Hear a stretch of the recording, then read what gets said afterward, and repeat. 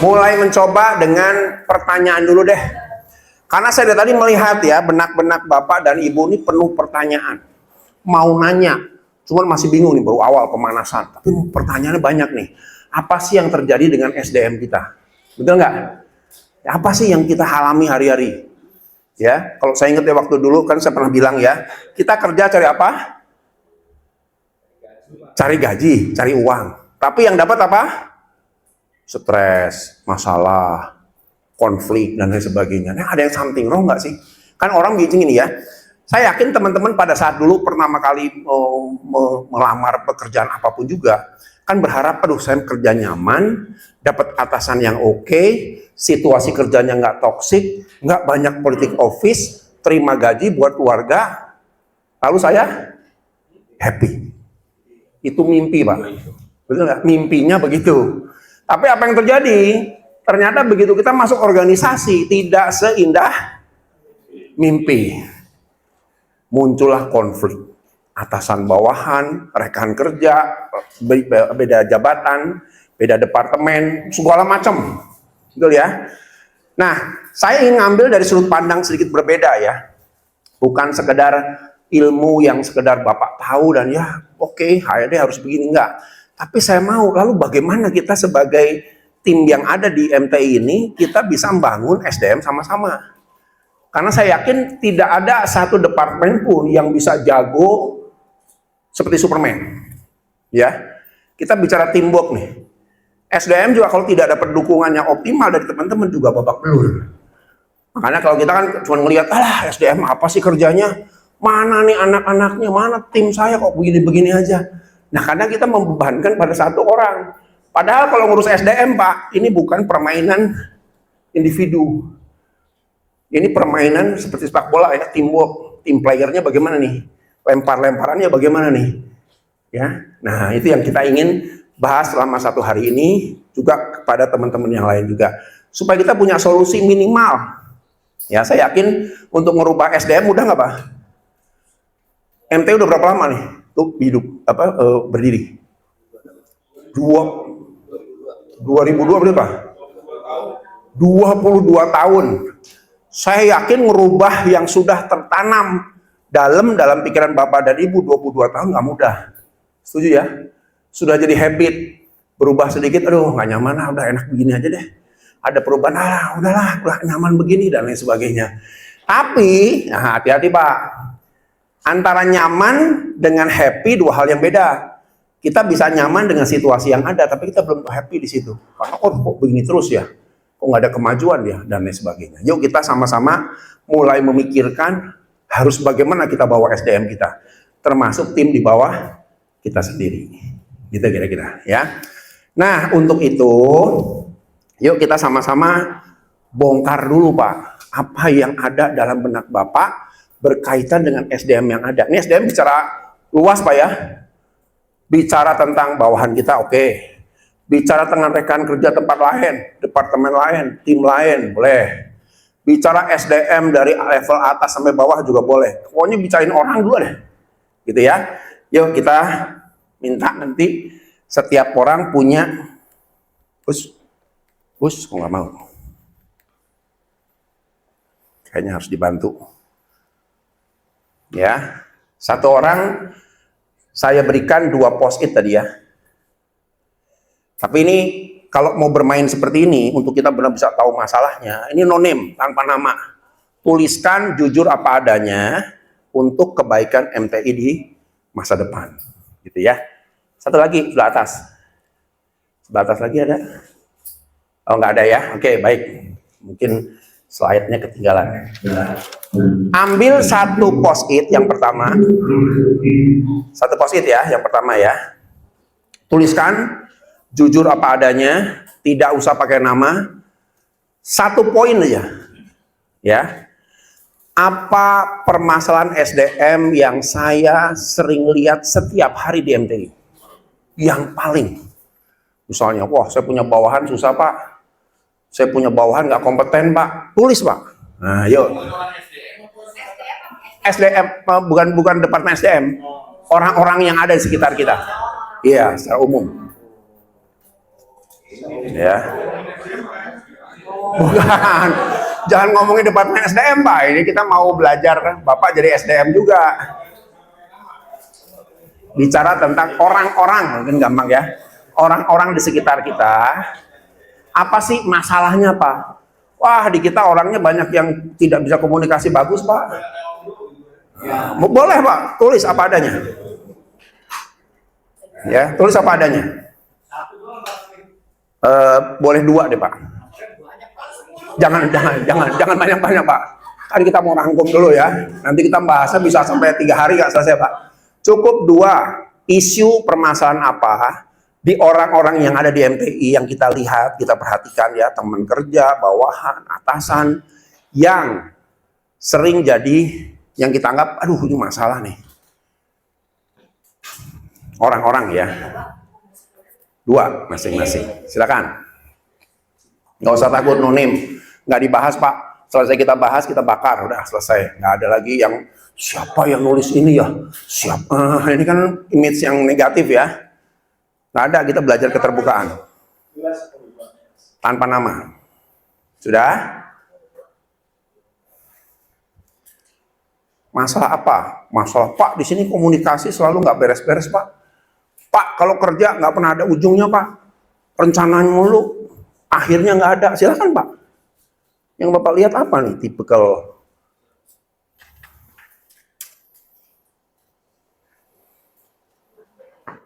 Dua aja, 2 poin. Sudah?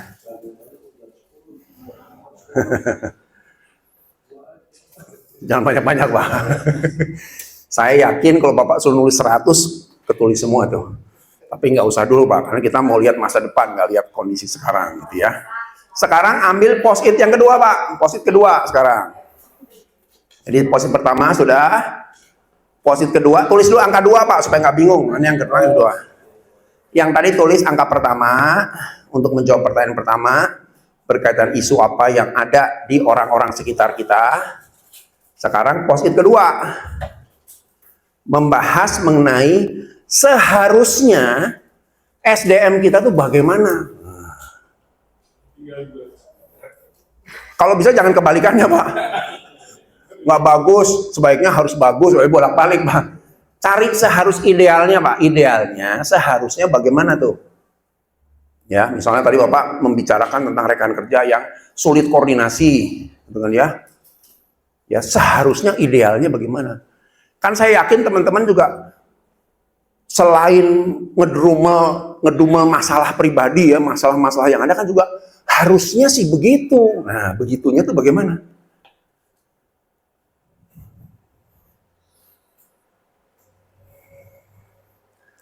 Harusnya tuh atasan harusnya begini. Nah, begininya gimana tuh? Ya. Nah, kita ingin mentranslate dalam bahasa yang sederhana. 2 juga sama. Oke.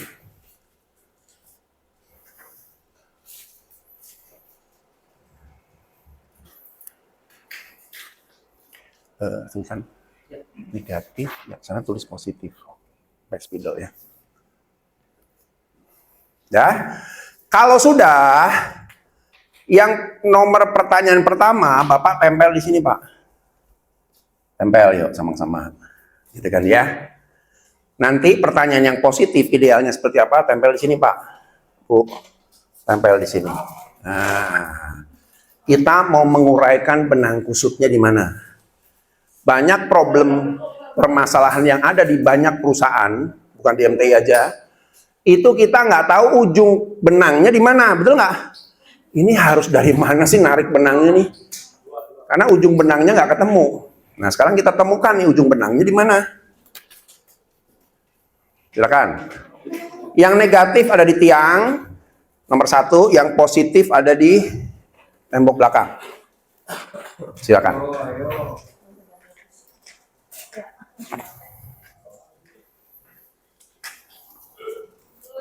Tenang, nanti setelah ini kita buang. No name. Nggak ada jejak.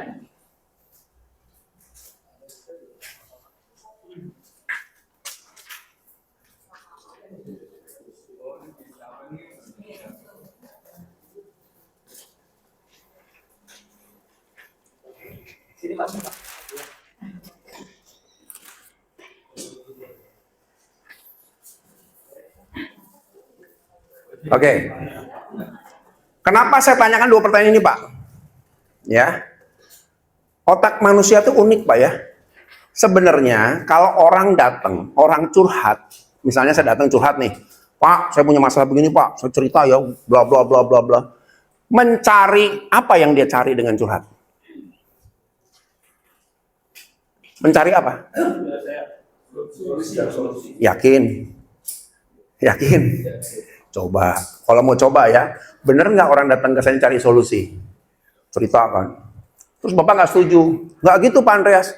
Saya terusin cerita nggak? Cari masalah jadinya. Iya. Hanya mengungkapkan problem. Hanya mengungkapkan masalah, nggak cari solusi sebenarnya. Nah ini yang terjadi nih ya. Otak kita tuh ajaib tuh. Begitu di challenge, begitu ada berbeda, dia bukannya mau nyelesain masalah, enggak. Wah nggak asik nih. Cerita sampah ini malah bukannya dukung saya, malah nyalain saya. Pindah lagi cari orang. Cerita lagi, betul Pak ya? Bapak begitu lagi. Pak Andreas salah, Bapak nggak boleh begitu harusnya. Nggak gitu dong. Wah, nggak asik nih. Betul nggak? Kita kemana-mana, curhat ke sana sini itu hanya mencari pembenaran. Bukan cari kebenaran. Nah itulah sebabnya dalam konteks SDM dimanapun juga, kenapa masa itu nggak pernah tuntas Pak, berbelit-belit kusut nggak karuan. Karena kita nggak pernah punya sarana, punya saluran untuk cari solusi. Tapi masalah dibiarkan berbelit-belit sendiri, kusut sendiri. Nah yuk kita harus ngerti dulu Departemen HRD itu fungsinya apa. Lalu tugas teman-teman di departemen masing-masing ini fungsinya apa. Kalau kita nggak tektokan, hanya membebankan satu hal, nggak selesai Pak masalah. Gitu ya, itu kira-kira yang kita ingin urai. Nah, sekarang kita lihat dulu nih, ya, apa sih yang ditulis tadi? Nah, ini aneh ya. Terus apa? Gaptek, ada gaptek. Egosentris, wah, ada egosentris kan, muncul kan egosentris. Banyak ngeluh. Sulit koordinasi katanya, masing-masing silo, saya kamu. Ya saya udah beres, saya pulang, goodbye, silahkan atur lagi. Nah ini juga muncul ya. Terus penempatan posisi kerja belum sesuai. Oke. Banyak omong, dia banyak omong juga nih. Siapa nih banyak omong ini? Pak, banyak omong kalau kerjanya bagus ya nggak masalah.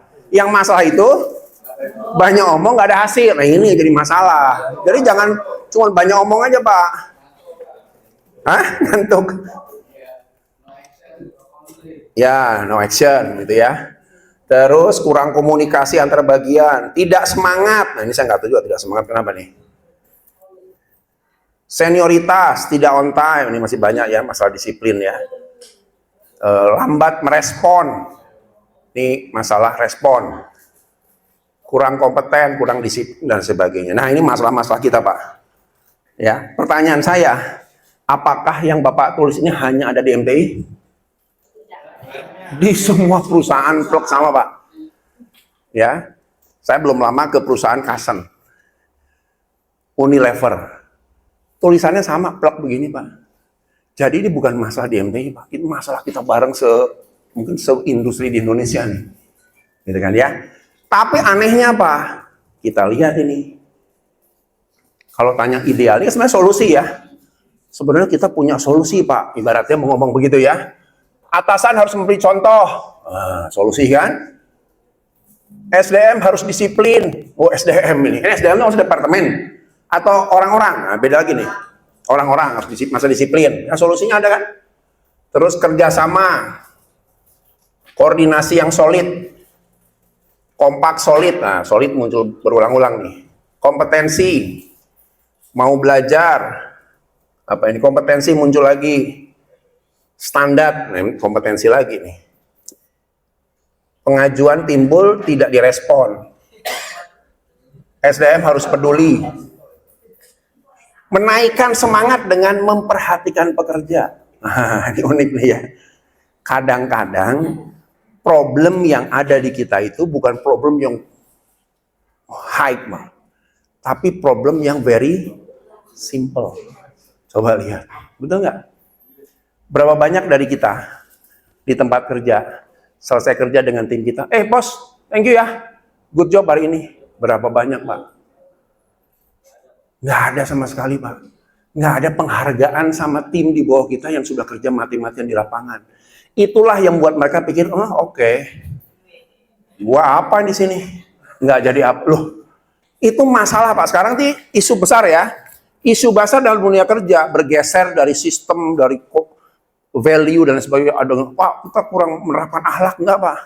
Isu besar dalam SDM di Indonesia, Pak? Nah, kalau bisa jawab 100.000 nih.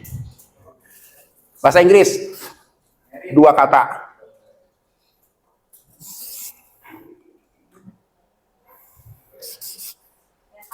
Yes, 100.000. 100.000.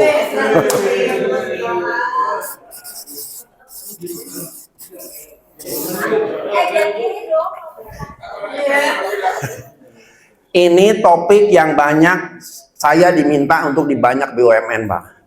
Mental health. Di Antam, Pak, saya baru ke Buli, Pak. Di akhir tahun 2003, Pak. Buli itu kan di Ternate, Ambon, kalau tahu ya daerahnya ya. Harus naik pesawat, naik boat 1,5 jam, naik kendaraan 7 jam baru sampai lokasinya, Pak. Ya, itu isu mental health luar biasa, Pak. Ada orang sampai stres, ada orang sampai panik disorder. Dia cerita, Pak, saya nggak ikut pelatihan ya. Kenapa? Panik saya, Pak, kalau banyak orang teriak-teriak. Itu bukan satu orang loh, Pak, banyak loh. Banyak izin. Ada yang depresi, ada yang stres. Isu terbesar sekarang orang kerja itu mental health, Pak. Ya, ini rasanya kita harus mulai mikir, Pak. Pak, yang namanya kerja ya harus siap lah. Masa bodoh dia mau mentalnya lemah atau nggak bisa, Pak. Kalau ininya nggak sehat, pekerjaannya pun jadi bermasalah, berantakan. Jadi mulai diangkat. Di BPJS kemarin juga sama tuh. Saya jelaskan tentang mental health. Di Pegadaian sama juga tentang mental health. Jadi mereka mulai ngangkat sekarang. Isu mental health ini jadi penting. Harus diperbaiki. Nah, gitu ya. Teman-teman ya. Nah, yang menarik apa? Kalau kita lihat negatif, positif. Ternyata teman-teman sudah punya jawabannya semua. Aneh kan? Curhat-curhat di sana. Yo, ini bla bla bla bla bla bla. Begitu di sini coba cari, pikirkan solusinya. Solusinya semua. Berarti sebenarnya teman-teman sudah punya solusinya. Ya kan? Kenapa? Ini unik ya.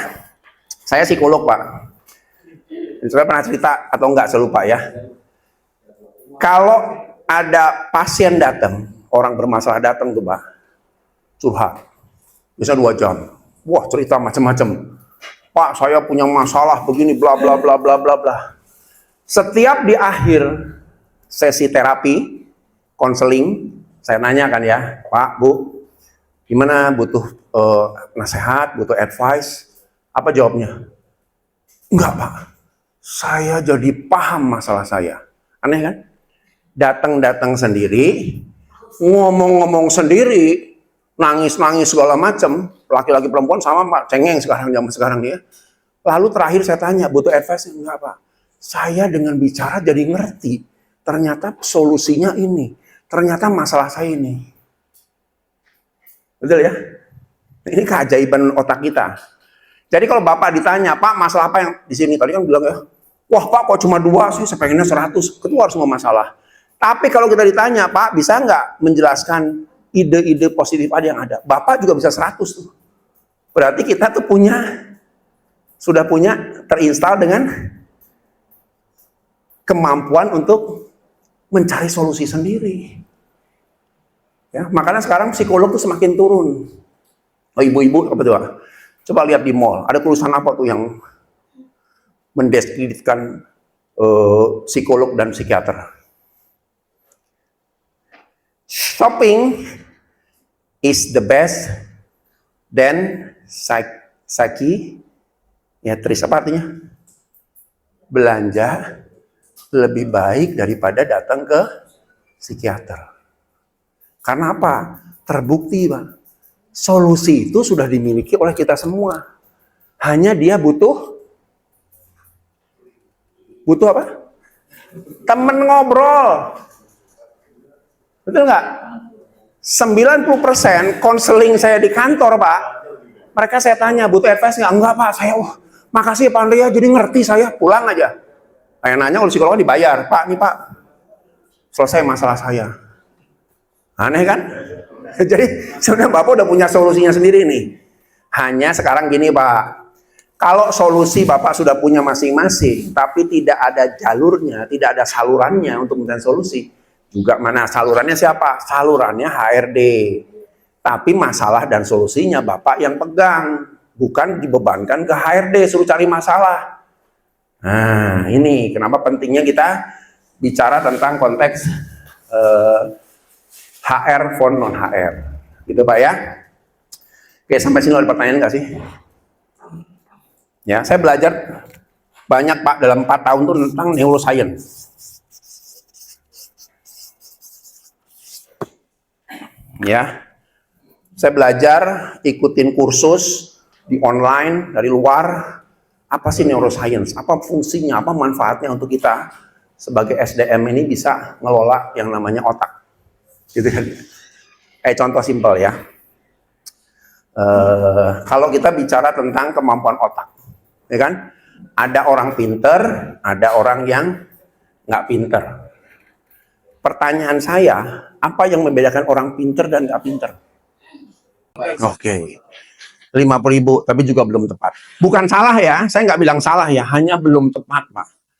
Karena ternyata kuncinya itu very quite simple. Dan kalau orang lakukan itu, menduplikasi kemampuan itu, coba lihat. Dalam tempo 3 bulan, 6 bulan, kita jadi smart. Ya saya sudah praktekkan banyak nih, di anak-anak sekolah, anak-anak SMA, anak-anak kuliah, dan sebagainya. Ternyata Pak, yang tadi nggak salah ya, benar. Tapi ada kunci paling dasar Pak. Jadi otak manusia itu secara prinsip sama. Ya. Otaknya sama ya, cuman begitu, beratnya sekian, syarafnya sekian, dan lain sebagainya sama. Diteliti pakai EEG, ensefalogram, deteksi otak, semua sama. Lalu yang membedakan apa nih? Yang membedakan bukan dari sisi fisik, bukan dari sisi medis. Yang membedakan dari sisi C, apa? Ini kuncinya Pak. Belakangnya, nah, iya, bahasa Inggris. Curiosity. Ternyata Pak, dunia psikologi sekarang melihat orang-orang bisa meningkatkan kecerdasan kalau mereka punya curiosity, rasa ingin tahu yang besar. Ini sudah dibuktikan Pak. Jadi kalau orang-orang yang kerja cuman ya datanglah kerjain tugas, ya sudah, nggak ada kepo sama sekali. Ini harusnya gimana sih? Ini bisa lebih baik nggak sih? Ini coba ini sana. Ternyata cuman itu kuncinya Pak.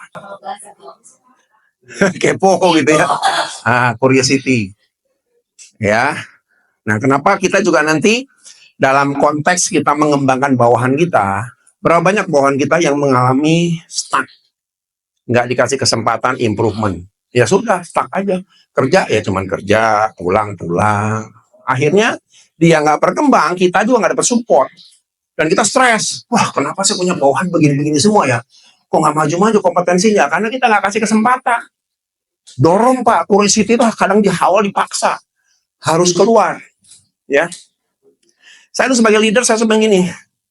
Siapa di sini yang kadang-kadang jadi leader? Ini leader semua ya? Oke. Nanti assembly jadi leader Pak. Saya punya satu prinsip. Saya ngolah anak buah begini. Saya itu leader Anda. Saya bukan baby sitter. Berapa banyak leader yang disibukkan ngurus bawahan seperti babysitter. Ingetin, udah selesai belum tugasnya? Oh iya Pak, lupa Pak. Udah ini belum? Oh iya Pak, belum Pak. Berapa banyak? Itu artinya kita jadi leader cuma jadi babysitter. Udah nggak? Beresin kerjaan bawahan. Harusnya terbalik kan? Bawahan mensupport pekerjaan atasan. Itu yang benar Pak. Saya pernah satu perusahaan multinasional nih. Kan kalau konsultan tuh kadang-kadang datang bisa ya atur-atur sore dan lain sebagainya. Saya pernah sore-sore, jam setengah 7. Udah pada mati semua. Ada satu orang, oh ini manajernya nih, saya deketin. Pak, ngerjain apa? Ya ini Pak, masih ngecek-ngecek tugas nih. Tugasnya siapa?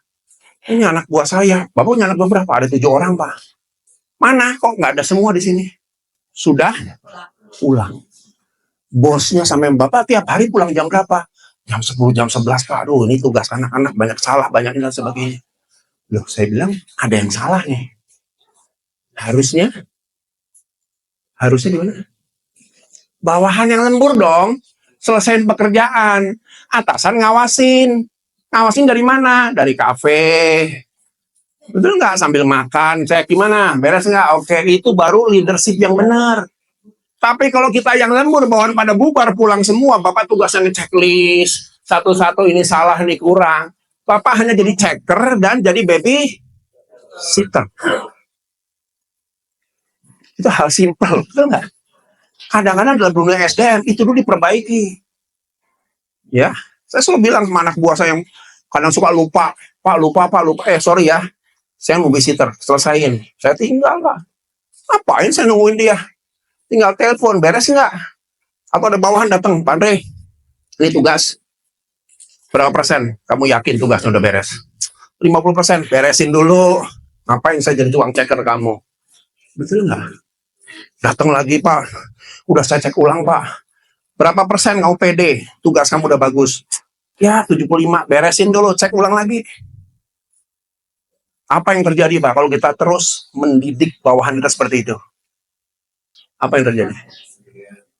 Hah? Yes, 50.000. Bawahan lebih mandiri, tahu kalau saya sudah memberikan sesuatu laporan pada bos saya, tidak boleh ada yang salah, harus perfect. Kadang-kadang sikap kita mendidik bawahan juga salah Pak. Makanya bawahan kita muncullah bawahan yang asal-asalan. Bos, ya udah nanti saya cek. Pulang, bodo amat. Paling besok gue dipanggil. Mental itulah yang terjadi. Jadi banyak sekali bawahan-bawahan kita munculkan mental-mental mulai dari nggak disiplin, dari bermasalah itu karena siapa? Kita nggak sadar mendidik hal yang salah pada mereka. Push Pak. Saya bahkan bilang gini sama bawahan saya. Sorry ya, gue digaji, lu digaji. Beresin tugas kamu. Tugas saya monitoring. Bukan saya beresin tugas pekerjaan kamu. Apa yang terjadi? Saya punya anak buah. Buah nggak pernah saya kontrol Pak. Mandiri semua. Ya siang malam Pak, jam 12 malam. Laporan udah tuntas. Berapa persen? 100%. Oke, saya terima. 75%. Beresin dulu sampai pagi, terserah. Lu mau lembur, mau apa, terserah. Yang penting nggak boleh ada salah. Anak buah saya top semua. Termasuk mana ya, Pak Ismail ya. Itu hebat Pak. Tadi pagi saya berangkat dari Bandung aja. Pak, mobil udah siap. Ini udah siap. Semua bahan udah siap. Oke. Perfect semua Pak. Nggak ada yang masalah. Terus kontrol saya. Jadi saya sebagai pimpinan terbantu banget ya. Ada anak buah yang bantu kita, support. Bukan terbalik Pak.